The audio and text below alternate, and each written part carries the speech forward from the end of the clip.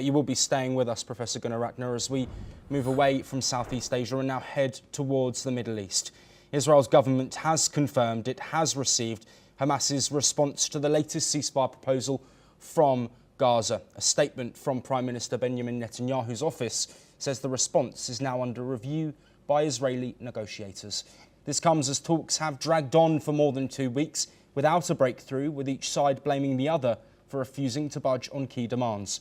For Israel, dismantling Hamas's military and governing capabilities is non-negotiable, while Hamas continues to demand firm guarantees on a lasting truce, a full withdrawal of Israeli troops and the free flow of aid into Gaza.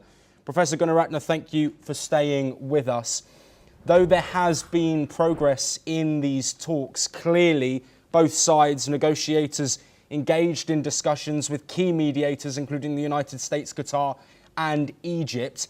We have heard in recent days and weeks from the US and Israel that a deal is close. But it seems from these comments and the response that has been sent over that both sides remain stagnant in their positions and strong on what they want. How in any way can both sides come to a compromise when they're so strong on their specific points that they're wanting in these talks? Hamas is demanding a ceasefire.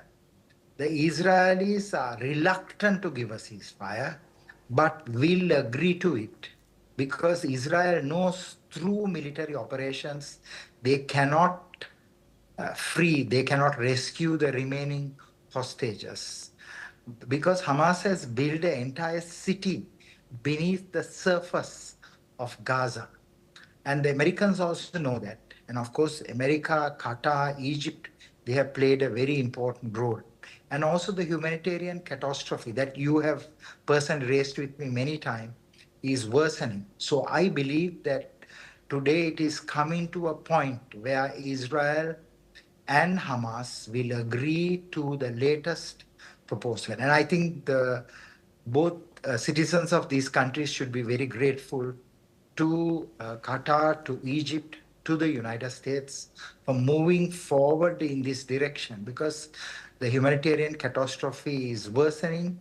And of course, the probability of those hostages remaining alive has diminished over time.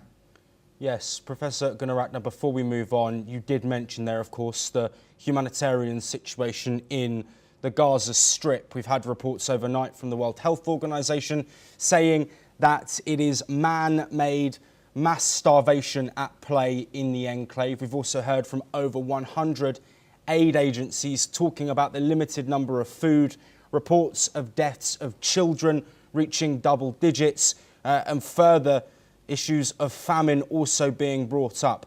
International pressure has been there. At what point does international pressure turn into international action? At this point, we are seeing that there is significant pressure, but too much of pressure is not good.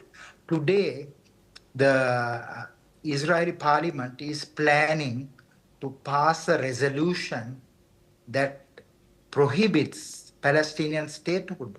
The right-wing parties are doing that. And if that happens, certainly the Palestinian community, the Palestinian threat groups, their position will become even harder.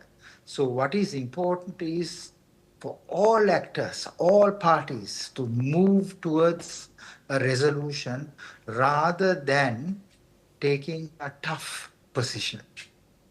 Yes, Professor Rohan Gunaratne, thank you ever so much for your time. Lots to monitor in Gaza, and at the diplomacy table, we will be here for all of those.